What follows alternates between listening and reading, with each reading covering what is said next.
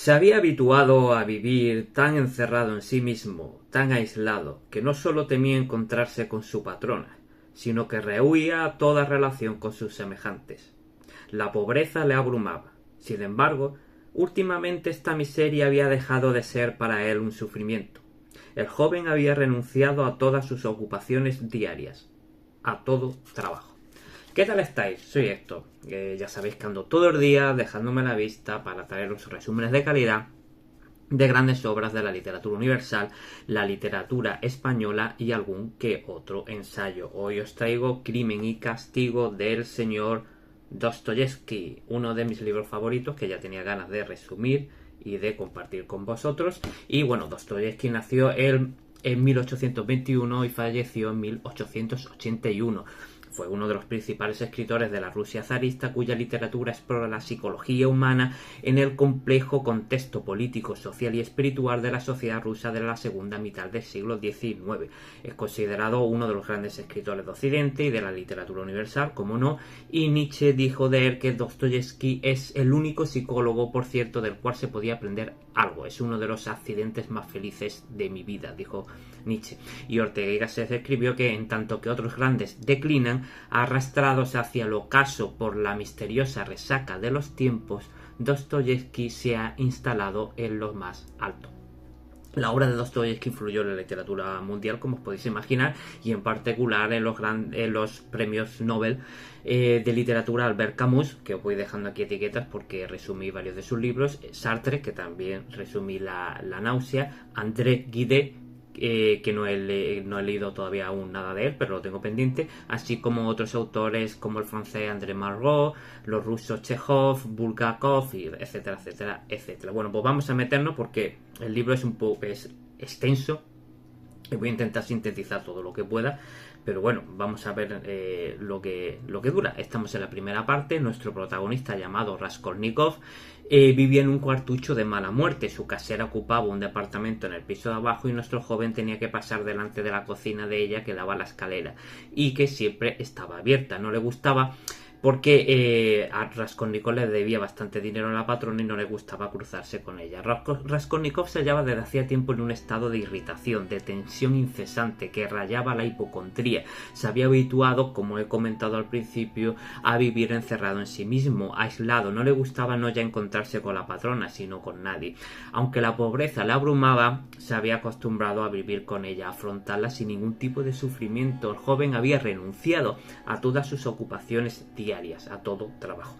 Aún así tenía en mente un negocio audaz. Divagaba mucho porque tenía tiempo, o más bien tenía tiempo porque se dedicaba a divagar. Hacía mucho calor, estamos en San Petersburgo, es la localización de la novela, y a nuestro héroe le rodeaba la miseria, los malos olores. Sale a la calle, se encuentra con borrachos mañaneros que deambulaban a pesar de ser un día de trabajo. Esto le embotaba los nervios. Iba vestido de forma miserable, pero tampoco le importaba mucho y tenía tal desprecio hacia todo y hacia todos que le daba igual que le vieran con esos harapos, a no ser que se cruzaran con alguien conocido que intentaba evitar, evidentemente. El joven no paraba de pensar en su negocio, que aún no sabemos bien. Al principio no sabemos bien lo que es, luego ya sí. Pero que evidentemente no pintaba bien. Fue a visitar a una anciana que se dedicaba al negocio de los empeños y se presenta él mismo como Raskolnikov, estudiante. La vivienda estaba muy limpia y él piensa que solo en viviendas de perversas y viejas viudas como esa podría verse tanta limpieza. Esa visita tenía como objetivo empeñar un reloj. Raskolnikov no tenía no tenía nada de dinero, entonces iba a empeñar un reloj. La vieja fue a la caja de caudales para pagarle al joven por el reloj y Raskolnikov empezó a hacerle varias preguntas, entre ellas pues si siempre estaba sola, bueno, preguntas sospechosas. Al salir a la calle, Raskolnikov empezó a... no sé si se pronuncia así, evidentemente los nombres rusos algunos nombres son un poco complicados, me vais a perdonar, voy a ir poniendo los letreros con los nombres, pero si sabéis evidentemente ruso, pues me perdonáis, ya sabéis lo mío con los idiomas. Como os comentaba, sale Raskolnikov y empieza a martillarse, empieza a considerarse miserable por los pensamientos que había tenido, estaba turbado, angustiado, chocaba con la gente. El joven entra en una taberna, se sentía mejor tras una cerveza y en ese momento tenía ganas de ver, en el momento que se toma la cerveza tenía ganas de ver seres humanos. La taberna estaba comida de mierda, mugre por todos los lados y el ambiente estaba tan cargado de alcohol que era capaz de emborrachar a un hombre en 5 minutos. Raskolnikov se sintió interesado por un cliente con pinta de funcionario retirado. A veces pasaba que personas que no conocemos nos inspiran un interés súbito. El hombre tenía unos 50 años. El funcionario se acerca a Raskolnikov y le pide hablar con él de buena forma. Le ha parecido un hombre culto, no uno de esos tipos que van de taberna en taberna. Le pregunta si es funcionario y el joven dice que no, es estudiante. El hombre se hace llamar Marmeladov y dice ser consejero titular, que era pues un 9º grado de la jerarquía rusa en aquella época. El funcionario iba borracho. Dice que la pobreza no era un vicio, pero la miseria sí. Con el indigente no se emplea el bastón, sino la escoba. Así se lo humilla más, se la arroja de la sociedad. Marmeladov estaba muy sucio, parecía no haberse lavado durante días. Era conocido en la taberna, puesto que solía establecer charla con cualquiera. Hábito, nos dice el autor, que se convertía en necesidad en alcohólicos que se ven juzgados severamente en sus propios hogares. Este tipo de hombre trata de justificarse ante sus compañeros de fiesta y buscar consideración. El tabernero y los chicos que trabajaban con él se reían del funcionario, que hablaba de que su mujer estaba enferma, estaba tísica, se llamaba Catalina, se mataba a trabajar, tenía varios hijos, y el funcionario decía sufrir, por eso bebía, y cuanto más bebía, pues más sufría, y cuanto más sufría, pues más bebía. Su justificación: bebía, según él, para sufrir profundamente. Y seguía relatando su vida con Catalina, sus miserias, sus penurias, el mal genio que ella tenía. Además, el funcionario tenía una hija suya, que era hijastra de Catalina, que se dedicaba a la prostitución y figuraba en el registro de la policía, y por eso mismo ya no vivía con su padre. Al ejercer la prostitución ganaba dinero y podía ayudar a su padre y a Catalina y a los niños pequeños. Bueno, el funcionario recuperó el empleo que había perdido por beber y estaba mejor con la familia, pero resulta que desde hacía 5 días había ido otra vez de fiesta y todavía no había vuelto a la casa. Le había robado dinero a Catalina y se lo había fundido en alcohol. Raskolnikov se arrepentía de haber entrado en la taberna y todos se reían de Marmeladov y de su historia. Al final el joven acompañó al funcionario a su casa, tenía alquilado una habitación entera que era considerada un lujo porque por lo visto cuando no tenías dinero compartías habitación, no ya piso, habitación. Y bueno, Raskolnikov vio a Catalina, una joven esbelta con cara enfermiza y llena de manchas rojas. Tenía un rostro trastornado por la tisis, tendría unos 30 años, y los niños dormían. En cuanto vio a su marido empezó a gritarle, preguntando que dónde estaba el dinero, lo registraba, le tiraba de los pelos y los niños estaban hambrientos. El tío se había gastado, como he comentado, el dinero en beber. Raskolnikov salió de casa pensando que lo importante es obrar, no guiarse por los prejuicios ni detenerse ante nada por culpa de los temores vanos. Raskolnikov está en su habitación, dormía vestido y sin más mantas que su vieja capa de estudiante, se sentía feliz en aquel antro, aislado del mundo, y la patrona llevaba tiempo sin enviarle comida. Nastasia, que era la cocinera y sirvienta, pues le llevó algo de té y empezaron a hablar. Ella le decía que la patrona lo quiere denunciar a la policía por no pagarle, y Nastasia le pregunta que por qué no trabaja. El joven dice que trabaja meditando y ella le pregunta si gana mucho con sus meditaciones. Al final la sirvienta le dio una carta que le había llegado para él y se fue. Y la carta era de la madre de Raskolnikov. La madre le decía que era su única esperanza porque claro, él ya no estudiaba, él era antiguo estudiante, ex estudiante, y tampoco trabajaba ni hacía nada, pero su madre y su hermana tenían esperanza en él. Entonces la madre dice que sentía mucho que él hubiera dejado la universidad por falta de dinero. Le cuenta también que su madre, ahora mismo, su hermana Dunia, vivía con ella. Había trabajado como institutriz en una casa y había sido maltratada por el señor, con proposiciones deshonestas incluidas. Ella tuvo que aguantar porque había pedido dinero prestado adelantado para enviárselo a su hermano. Al final la señora, llamada Marfa Petrovna, pilló al marido insinuándose a Dunia e interpretó que era ella, Dunia, la culpable, la que realmente se estaba insinuando al marido. La terminó echando tras pegarle unas cuantas tortas. En el pueblo se murmuraba y se dudaba de la honestidad de Dunia, pero al final el señor de la casa confesó todo y Marfa se arrepintió y se dedicó a limpiar el honor de Dunia contando la verdad a todas sus amistades. Dunia, tras esto, había recibido una propuesta de matrimonio de un tal Piotr Petrovich Lujine, que era abogado y tenía unos 45 años, y que dice compartir las ideas de las nuevas generaciones. Lujine, Dunia había conocido a Lujine a través de Marfa, que se sintió un poco avergonzada de la que la había liado, y entonces pues me dio. Y bueno, le dice la madre que se van a trasladar a San Petersburgo y le pide a Raskolnikov que trate bien a Lujine y que además que la hermana quiere que trabaje con Lujine en el buffet. La madre comenta que que ella misma también quiere ir a San Petersburgo con su hija y con el futuro marido, pero que ella quiere vivir sola. Así que se podrán ver, bueno, pues en un tiempo se podrán ver. Y termina la carta firmada por Pulcheria Raskolnikova. La carta lo deja tocado y salió a la calle. Bueno, Raskolnikov sale a la calle, habla solo, se tropieza con la gente, algunas personas lo miran y pensaba que estaba bebido. Raskolnikov se había prometido que ese matrimonio no se podía llevar a cabo y empezó a enfadarse y a dudar de la sinceridad de su madre y de su hermana. Por lo visto, el señor Lujine era hombre de negocios, y si se hubiera encontrado al señor Lujine lo hubiera matado. ¿De qué iba a vivir su madre en San Petersburgo? Además podría ganar dinero, sí es verdad que podía ganar dinero, pero su pensión era mísera. ¿Acaso iba a vivir de la generosidad del señor Lujine? Raskolnikov pensaba que este señor era de los que sustentaban la teoría de la superioridad de las esposas tomadas en la miseria para que el marido pareciera un bienhechor. Dunia según su hermano, Dunia se disponía a venderse por su madre y su hermano. Incluso la madre reconoce que no es un matrimonio por amor, pero es Raskolnikov. ¿Cómo libraría a su hermana de ese tipo de hombres? El futuro millonario de imaginación, Zeus de la fantasía.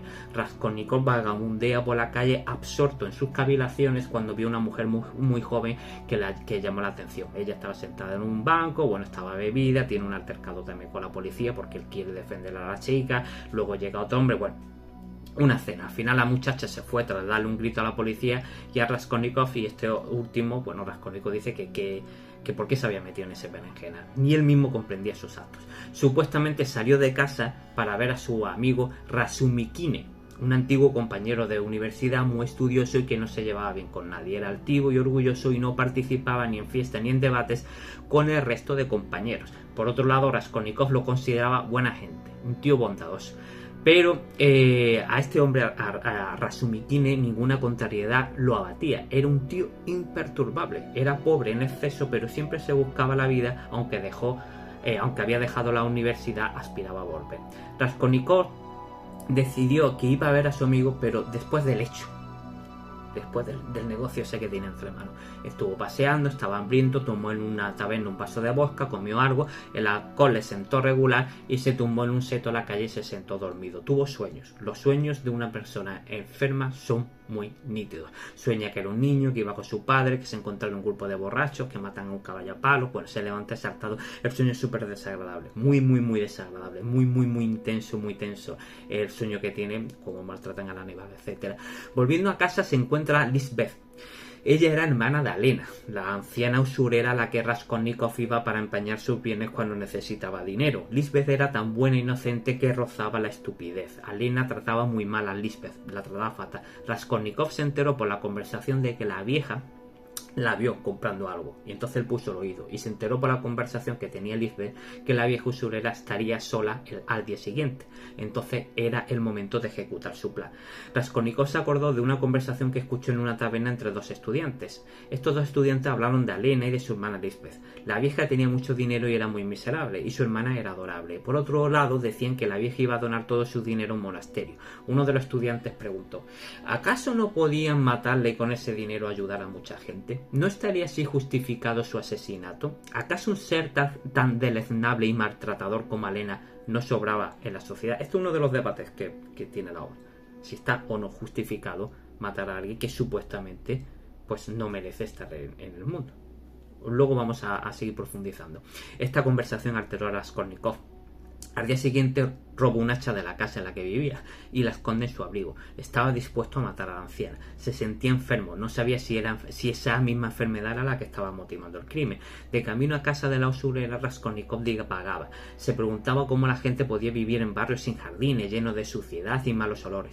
Raskolnikov pensó que, como los condenados a muerte camino del cadalso, se aferraba a cualquier cosa que veía en su camino para pensar. Hay que decir que Dostoyevski fue condenado a muerte por temas políticos, y aunque se le conmutó por trabajo forzado. Entonces él sabe de lo que está hablando. el autor. Él sabe lo que es ir hacia el cadarzo. Raskolnikov llega a casa de Alena, la trata de engañar, le trata de engañar con un paquete falso diciendo que era una pitillera y que quería empeñar. Ella lo termina dejando pasar, esa le deja pasar a su casa, y mientras la vieja revisaba el paquete, en un momento en el que se da la vuelta para hablar con Raskolnikov, este le mete un hachazo, la mata, le roba un cordón que tenía del cuello, registra la habitación, coge varias cosas, pero mientras registraba llega Lisbeth. Raskolnikov oye un ruido, sale y se encuentra a Lisbeth mirando el cadáver de la anciana. Total, que le propina otro hachazo y la mata también. Raskolnikov entró en delirio, limpió lo que pudo, guardó el hacha, empezó a escuchar unos pasos. Un desconocido llega a la puerta, tira de la campana y luego empieza a porrear la puerta. Raskolnikov estaba aterrado, echa mano al hacha. Llega, pues en esto que llega otro hombre y se puso a hablar con él, con el que aporreaba la puerta. Decían que las dos mujeres tenían que estar en casa. Uno de ellos era un joven. Se dio cuenta de que la puerta no estaba cerrada con llave, solo tenía el cerrojo echado. Así que empezó a sospechar de que algo estaba pasando y se fue a buscar al portero. Entonces le dijo al otro hombre que se esperaba, pero el otro hombre tampoco se esperó. En esto que se van los dos y Raskolnikov consigue escapar por los pelos y se va hacia su casa. Pero a ver, se escapa, se baja la escalera, se esconde en un apartamento que estaba siendo pintado y luego, aprovechando un poco el desorden que había, bueno, pues total, se termina escapando. Perdón. Segunda parte. Raskolnikov había dormido mucho, había tenido fiebre también, tuvió el vestido y empezó a inspeccionar su ropa para ver cómo estaba. Tenía restos de sangre y mientras pensaba qué hacer con ella, Nastasia pegó a la puerta y iba con el portero. Llevaba una citación para Raskolnikov, tenía que presentarse en comisaría. Mientras se dirigía a la comisaría, él mismo pensaba en confesar. Al llegar se entera de que el motivo de la citación era que le reclamaban una deuda. Un funcionario empezó a gritarle porque eran las 11 y tenía que haber llegado a las 9:30, pero Raskolnikov empezó a gritar también diciendo que la citación se la dieron hacía 15 minutos y que era demasiado que estaba ahí con fiebre y que él era estudiante y que no toleraba que nadie le gritara. El policía le pidió silencio y la denuncia provenía de la patrona de Raskolnikov. En la comisaría estaba una tal también, Luisa Ivanova, que cuenta una historia sobre una fiesta que se había liado con escritores y estudiantes y charlatanes. Bueno, total, que el policía ponía verde a todo el mundo y según el comisario ponía verdad a todo el mundo y Raskolnikov tuvo súbitamente el deseo de decirles a todos cosas desagradables. Raskolnikov contó una historia, por lo visto al llegar hacía 3 años a la casa de la patrona, Raskolnikov le dijo a la patrona que se quería casar con su hija. Entonces la patrona le daba crédito, pues no, sin límites. Al morir la hija, pues parece ser que la patrona le hizo firmar un pagaré de 100 rublos, que era lo que le estaba reclamando ahora, pero él no podía pagar. Cuando se calla, Raskolnikov entonces escucha una conversación entre los policías. Hablaban del asesinato de la anciana y de que tenían presos a los dos que llamaban a la puerta cuando Raskolnikov estaba dentro de la casa de esta. Uno se llamaba Koch y el otro estudiaba para juez, pero tenían que ponerlo en libertad porque no creían que ellos fueran los asesinos. Raskolnikov se notaba cada vez más enfermo. El terror lo invadía, pensaba que sospechaban de él, podía registrar su casa y encontrar unas joyas que se había llevado. Total, que cuando llega a la casa coge las joyas, se dispone a deshacerse de ellas, pero bueno, se distrae fácilmente, a veces incluso desvariaba y tenía que esforzarse para centrarse y para saber lo que quería hacer. Escondió las joyas bajo una piedra en un patio rodeado de muros y mientras andaba por la calle se atormentaba, le repugnaban los transeúntes, sus caras, su modo de andar, sus menores movimientos, sentía deseos de escupir a todo el mundo a la cara. Fue a casa de Razumikine. Su amigo le dijo que parecía enfermo. A los pocos segundos Raskolnikov decía que se iba. Se tenía así como pronto. De repente decía, bueno, me voy. Y Razumikine le decía que le esperara, que si estaba loco, si se le había ido la cabeza. Su colega le ofrece a Raskolnikov la posibilidad de ganar algo de dinero haciendo traducciones del alemán. Había muchos temas, incluso estudios sobre la mujer, y según Razumikine, el feminismo estaba de moda en esta época. No había posibilidades de impartir lecciones particulares, que era como se ganaba un poquito el dinero estos estudiantes dando clases particulares, pero sí podían ganar algo de dinero haciendo traducciones. Así que Raskolnikov coge el dinero y el texto que iba a traducir, se fue sin decir nada, pero luego vuelve a la casa, deja el dinero y el texto y se va de nuevo entre los insultos de su amigo. En la calle un cochero le soltó un latigazo porque iba en medio de la calle, unas monjas le dieron una moneda porque con la pinta que iba y tras el latigazo daba mucha pena, y se acercó un río y tiró la moneda. Tenía la impresión de haber cortado todos los lazos que lo unían con la humanidad, a la vida. Raskolnikov, ya en casa, se despierta por culpa de los gritos de la patrona. Ilya Petrovich, el ayudante del comisario de policía, le estaba pegando una paliza tremenda. Los vecinos miraban. A los 10 minutos todo se terminó. Pasada media hora, Anastasia fue a ver a Raskolnikov para llevarle algo de comida. El joven le pregunta por qué habían pegado a la patrona. Según Anastasia, nadie le había pegado. Durante un tiempo Raskolnikov estuvo muy enfermo, estaba inconsciente, y cuando se despierta estaba Razumikine y un empleado de una empresa que le pedía dinero por parte de su madre. Su amigo le dijo a Raskolnikov que había solucionado lo del pagaré y ahora se llevaba muy bien con la patrona. Incluso se había mudado a ese barrio y también se había hecho amigo de Zaniotov, el secretario de la comisaría que había conocido Raskolnikov y que también había visitado a nuestro protagonista. Durante su delirio, Raskolnikov hablaba, pedía sus botas, sus pantalones, decía algún nombre, pero todos pensaban que era el delirio de la enfermedad. El amigo le compró a Raskolnikov ropa nueva con el dinero que le había enviado la madre. Entra Zosimov, que era un doctor, y Razumikine. El siguiente le dice que van a dar una celebración en casa del segundo y que ha invitado a mucha gente. Y también estará un tío suyo de unos 65 años. Tras esto, Razumikine empieza a decir que han detenido a un pintor por el asesinato de la anciana usurera. Por lo visto, el dueño de un bar recibió unos pendientes a cambio de dinero prestado de un pintor de brocha.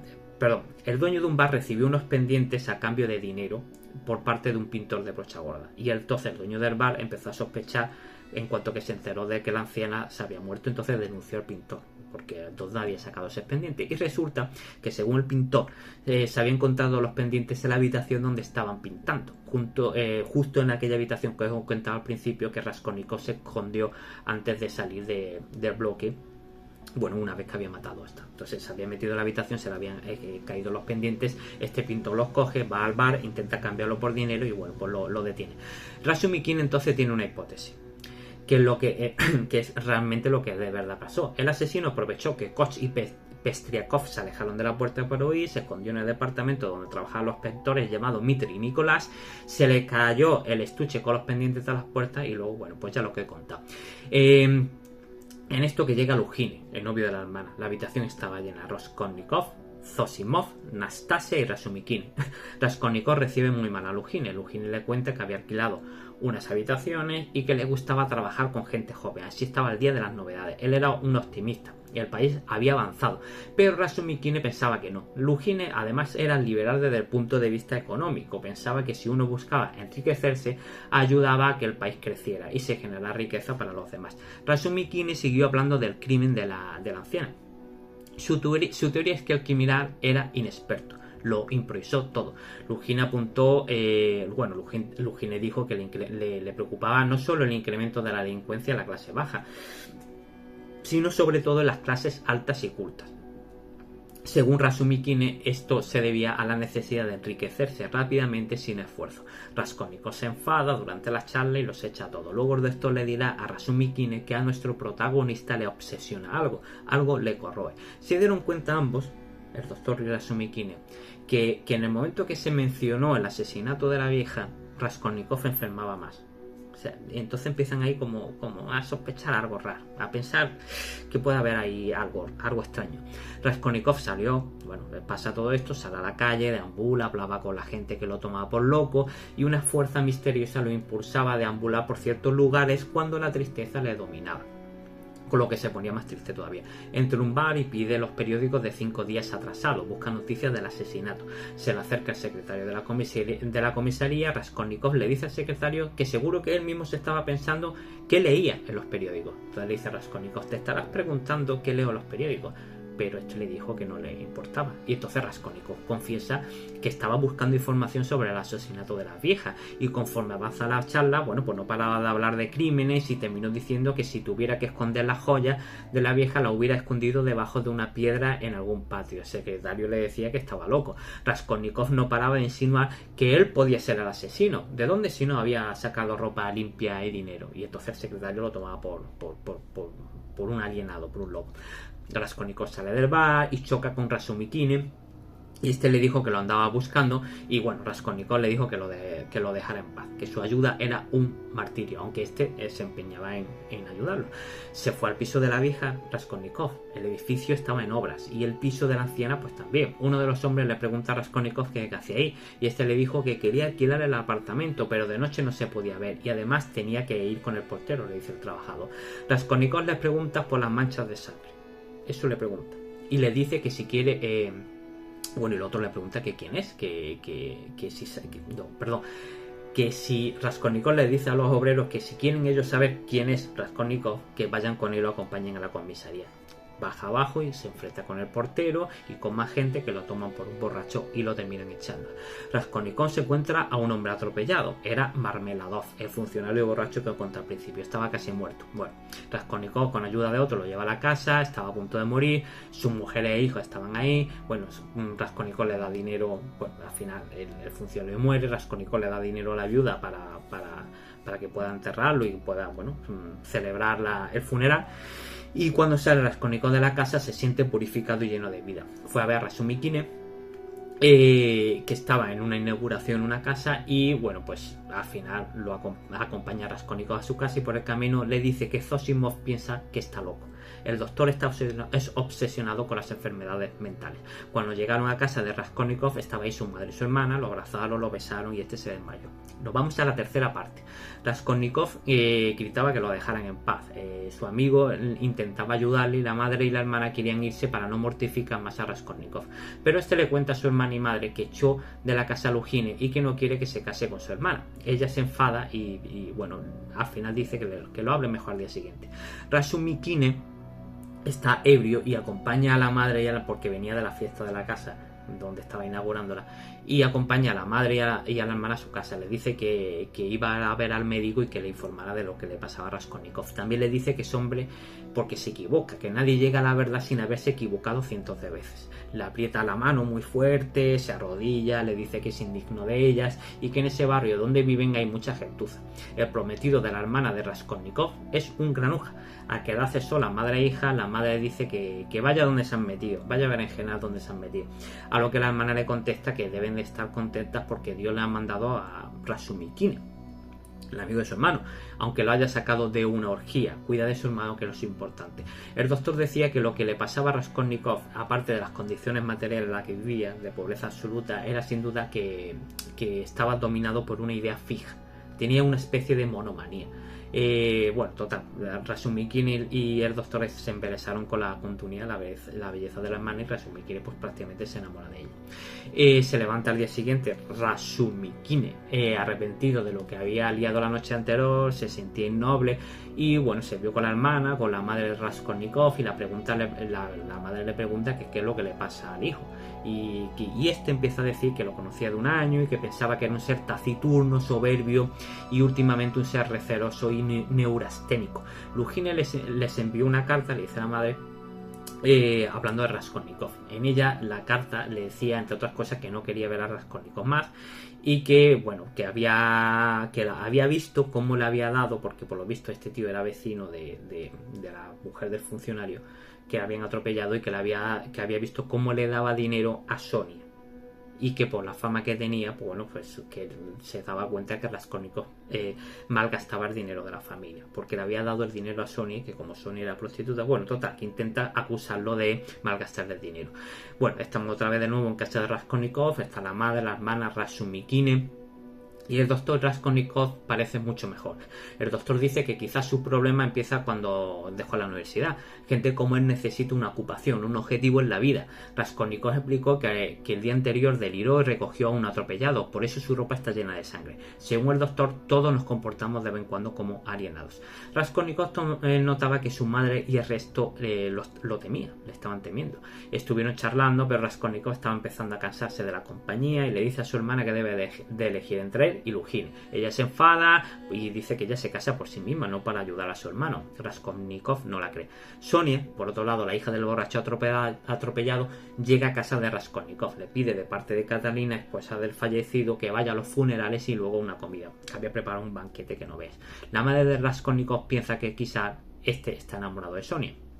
Bueno, Raskolnikov y Razumikine al rato van a ver a Porfirio, el juez de instrucción del caso del asesinato, que estaba investigando a las personas que tenían, bueno, pues este tío estaba investigando a todas las personas que habían empeñado algún objeto en casa de la anciana, y Raskolnikov le pidió a Razumikin acompañarlo porque quería pedirle al juez que le entregara, bueno, un objeto de su padre, un reloj que empeñó y que tiene un valor sentimental. Bueno, llegan al despacho, aparece Zamiotov, Raskolnikov cuenta su historia, que había empeñado el reloj de su padre y que le gustaría recuperarlo por el valor sentimental. Pero todos los dueños de las cosas empeñadas ya se habían pasado por la comisaría menos Raskolnikov. Él se excusó diciendo que estaba enfermo, pero Porfirio le dijo que lo habían visto en casa del funcionario atropellado. Razumikin lo justifica diciendo que estaba delirando, que por eso le había dado tanto dinero a la viuda. Raskolnikov empezó a calentarse la cabeza, porque pensaba que le estaban tendiendo una trampa. Zamiotov le dolía la cabeza también de la fiesta, porque había estado con Razumikin y por lo visto tuvo un debate intenso sobre si existía, en la noche anterior de fiesta de copas, tuvieron un debate sobre si existía el crimen. Para los socialistas que había en la fiesta, el crimen era una protesta contra una organización social defectuosa, pero para Razumikin eso es un error, no tienen en cuenta la naturaleza humana. Zamiotov aseguraba que el medio desempeña un gran papel en el crimen, podía demostrarlo. Por lo visto, 6 meses antes, Raskolnikov publicó un artículo en un periódico. En él sostenía que hay seres que tienen pleno derecho a cometer toda clase de actos criminales y a los que no se les puede aplicar la ley. Porfirio lo había leído y continuaba hablando del artículo. Por lo visto, según Raskolnikov, en el mundo hay 2 clases de hombres, extraordinarios y ordinarios.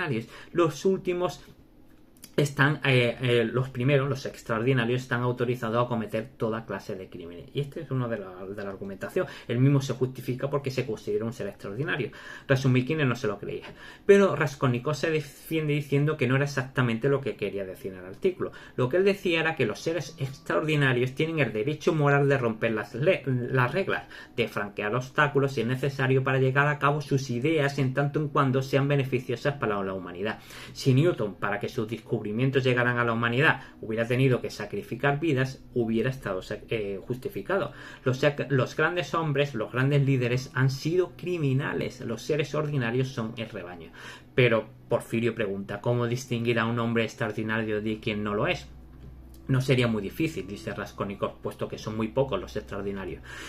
Solo son algunos elegidos son los capaces de encontrar ideas nuevas. Pero esos hombres extraordinarios, según Razumikin, ¿no sentirán remordimientos por sus delitos? Solo si la víctima le merece compasión.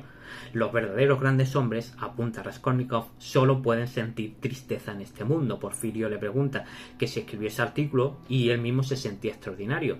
Entonces le pregunta, ¿serías tú, Raskolnikov, capaz de matar para robar en caso de tener una situación económica apurada? Entonces él dijo que él no se siente Napoleón, cita a Napoleón varias veces, así que no sabría cómo actuar en esa situación. Porfirio le había hecho una serie de preguntas a Raskolnikov sobre si había visto a los pintores. Bueno, sospechaba algo y Raskolnikov pues medio salió airoso del interrogatorio. Raskolnikov y Razumikin, bueno, se van, llegan a la pensión donde se alojan la hermana y la madre, y Raskolnikov se fue directamente al domicilio del amigo. Se fue directamente a su casa. En su casa ya el portero le dice que un hombre lo busca. Y un tipo, Raskolnikov y Razumikin llegan a la pensión donde está la madre. Raskolnikov deja a Razumikin con la madre y la hermana y se va a su casa. El portero le dice que un hombre lo busca. El hombre era una persona de 50 años.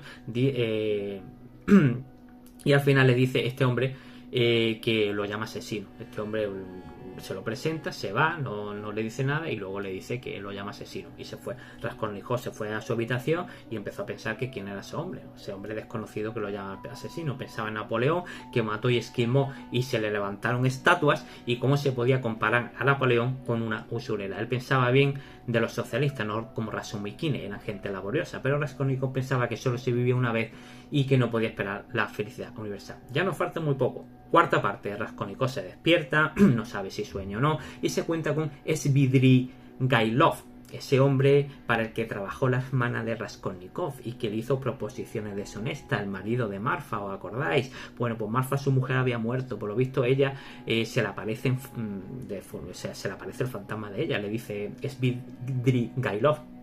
El objetivo de este tipo era decirle a la hermana de Raskolnikov que no se casara con Lujine, y por lo visto le iba a pagar una cantidad de dinero por su parte y porque había heredado de Marfa. bastante dinero le iba a dar. Pero él dice que no estaba enamorado. Raskolnikov y Razumikine se van a ver a la madre y a la hermana, y Lujin estaba allí y dijo que Svidrigailov estaba en Petersburgo y que tenía algún plan oculto. Podía haber matado a su mujer. Ese tipo, lo visto, era un libertino al que su mujer le quitó una deuda que posiblemente hubiera provocado que terminara en Siberia. Lo acusa de más asesinato. Lujin había conocido, ya os comenté que había conocido a Dunia gracias a Marfa. Entonces Raskolnikov dice que ese hombre había estado en su casa, él lo confiesa, y que le dice a Dunia que le había dicho este hombre que le iba a dar una cantidad de dinero bastante grande. Dunia le dice a Lujin que es necesario que se arregle con su hermano, aunque Lujin está muy ofendido porque Raskolnikov sigue insultando a Lujin. Dunia dice que tiene que elegir entre su hermano y Lujin, y este último, como os comentaba, se enfada porque él cómo iba a ser él comparado con un tío tan soberbio. Se terminan peleando y Dunia le echa a Lujin de su casa, aunque este considera que quizá pueda reconciliarse más tarde. Lujin no había imaginado dicho desenlace porque él tenía un alto concepto de sí mismo y de su dinero. No podía admitir la idea de renunciar a Dunia. Quería una chica pobre que lo viera él como un salvador, permitiéndole ejercer sobre ella un dominio absoluto. La culpa era de Raskolnikov. En la casa sigue Raskolnikov con su familia, no se fían del hombre que quiere darle dinero, pero es que no tienen nada de dinero. Razumikine cuenta que el negocio editorial da dinero y él mismo lleva unos años trabajando en él. Bueno, total, que le prometen un negocio y hablan de eso. Raskolnikov se fue a casa de Sonia a despedirse. Perdón. Sonia le contó un poco de su vida con Catalina, su padre, también que conocía a Lisbeth, la hermana de la anciana. Raskolnikov es pesimista, dice que Catalina está trastornada, pero Sonia también. Raskolnikov de golpe le besa los pies, se arrodilla no ante ella, sino ante el dolor humano. Raskolnikov la considera una mártir, pero su esfuerzo era inútil. Ella vivía en el cielo, sabiendo que no sirve para nada, pero también alojaba dentro sentimientos muy puros. Lo mejor sería arrojarse de cabeza al agua y terminar una vez. Según Raskolnikov, Sonia tenía tres opciones: arrojarse a Canar, terminar en un manicomio o lanzarse al embrutecedor libertinaje. Raskolnikov le preguntaba si rezara, ella le dijo que sí, bueno, le pasó la Biblia, empezaron a leer la Biblia. Y bueno, un asesino y una prostituta pues se habían unido para leer el libro eterno. Le dijo que leyera el pasaje de Lázaro, sí, que buscara la parte de la resurrección de Lázaro. Raskolnikov le dijo que había abandonado a su familia y le preguntó que se fuera con él, que se escaparan, que eran dos seres malditos. Lo que hay que hacer, según Raskolnikov, es cambiar de una vez y aceptar el sufrimiento. Por otro lado, Svidrigailov había escuchado toda la conversación porque él tenía una habitación justo al lado de Sonia, él vivía ahí. Raskolnikov se fue a ver al juez de instrucción. Porfirio divagaba sobre la personalidad que él tenía y Raskolnikov estaba desesperado por irse. También, bueno, pues sabía muy bien que el juez sospechaba de él. Porfirio hablaba sin parar mientras caminaba por el despacho y Raskolnikov había empezado. El juez le pone un ejemplo. Le dice a Raskolnikov que debe de imaginar que alguien ha cometido un crimen. A algunos debe detenerlo rápidamente, pero a otros le permite pasearse tranquilamente durante un tiempo y así no le proporciona un punto de apoyo moral. Raskolnikov empieza a reírse, el juez seguía hablando y sus diligencias, bueno, lo que él le dice que sus diligencias tenían que estar muy, muy fortalecidas y le dice que tenía una especie de sorpresa para él. Entonces, bueno, todas las pruebas decían... El juez decía que todas las pruebas tenían que ser 100% ciertas y que si detiene a una persona antes de tiempo, este se comporta como un delincuente y se encierra en su caparazón. Pero si lo deja libre, lo sigue, lo vigila, el criminal perderá la razón y terminará por entregarse. Raskolnikov, ante el interrogatorio, se levantó, decía que se iba. El juez sabía que Raskolnikov fue a la casa de la usurera, tiró la campanilla y preguntó por las manchas de sangre. Porfirio piensa que se va a volver loco haciendo cosas presas del delirio, aunque Raskolnikov decía que no estaba delirando cuando lo hizo. El juez no lo creía, pero Porfirio insistía en que no sospechaba en él, en Raskolnikov.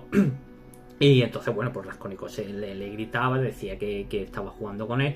Y bueno, de golpe y porrazo, el juez le dice que tiene una sorpresa en una habitación que estaba bajo llave. Y de golpe, bueno, se desata un desorden. Y por lo visto, un procesado llamado Nicolás quería hablar con el juez. Nicolás se arrodilla y le dice al juez que había matado a hachazos a Elena y a su hermana Lisbeth. Era el otro pintor, uno de los pintores. Raskolnikov se va. ¿Qué sorpresa? Se pregunta, tenía el juez. ¿Qué tipo de juego se traía entre manos Raskolnikov? Bueno, se va a su casa, se encontró con un desconocido que era un peletero que vivía en el edificio de la asesinada, que estaba en la portería el mismo día que Raskolnikov pidió que lo llevaran a la comisaría. Él fue el que le dijo al juez que había visto a Raskolnikov ese día y lo de la campana, etcétera, pero como había visto que el otro había confesado y había escuchado también, porque él era el que estaba en la habitación encerrado en la comisaría, lo mal que lo trataba al juez, a Raskolnikov le pidió disculpas. Nos vamos a la quinta parte.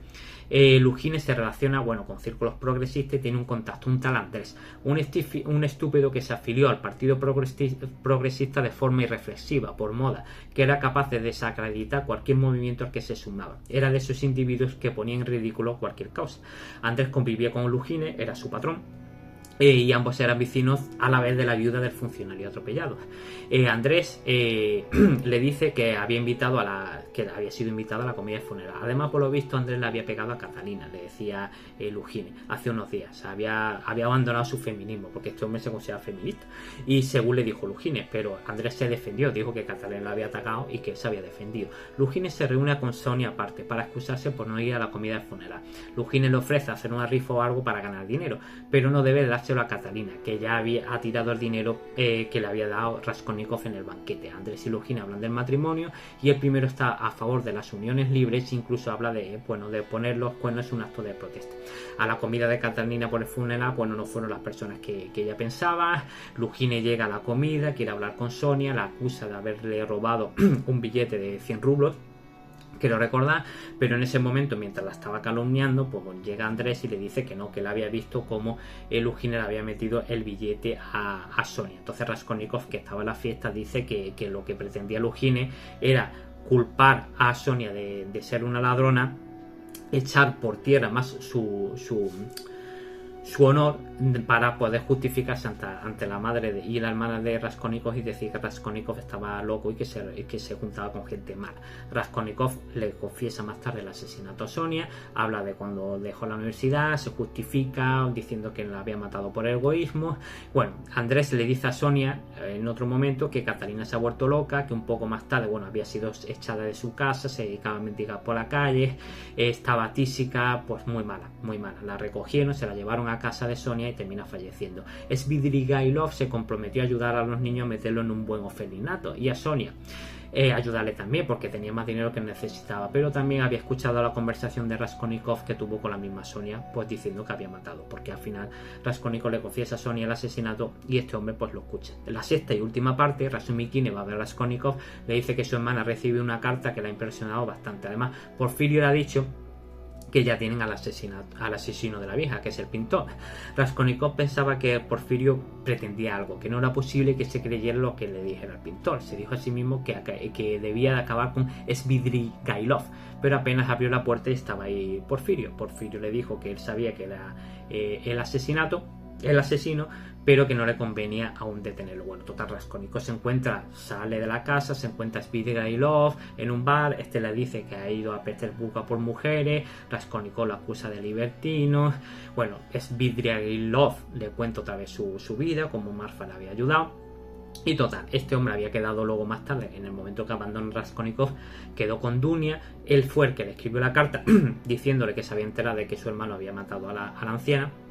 Y total, que la lleva a su casa, no estaban los vecinos, la había engañado y prácticamente casi intenta forzarla. Ella saca una pistola, Dunia, le dispara, pero solo lo hiere, pero cuando va a forzarla le dice que si estaba enamorada de ella, ella dice que no y la deja marchar.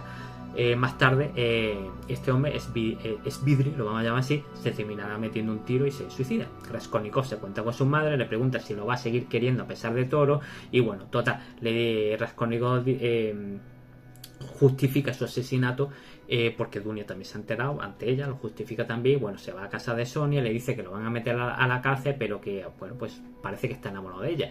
Se va a la plaza de mercado, se ve a Sonia, va a comisaría a confesar, sale de la comisaría, se encuentra de nuevo a Sonia. Entonces le entra un remordimiento de conciencia muy grande, vuelve a la comisaría y confiesa el asesinato. Y entonces ya tenemos el epílogo. El epílogo nos cuenta que Raskolnikov lleva tiempo en Siberia condenado a trabajos forzados y cuenta cómo se desarrolló su confesión, los asesinatos, que Razumikine y Dunia se terminan casando, que Sonia se fue a Siberia también para vivir cerca de Raskolnikov y aquí termina el vídeo más largo que he hecho hasta ahora. Crimen y castigo de Dostoyevsky. Seguramente me habré dejado cosas, habré pronunciado nombres mal, pero bueno, he intentado sintetizar porque son prácticamente 600 páginas, como ya sabéis, con una letra muy pequeña, y desde luego es uno de mis libros favoritos, Crimen y Castigo. Si os agradezco, si habéis llegado hasta el final del vídeo, os agradezco que lo hayáis visto, dadme like si os gustó el vídeo, repartir todo vuestro amor con vuestros contactos, amigos, familiares, compartiendo este vídeo, y no os olvidéis, como siempre os comento, de por favor suscribiros al canal, porque así me ayudáis a crecer. Muchas gracias, hasta la próxima.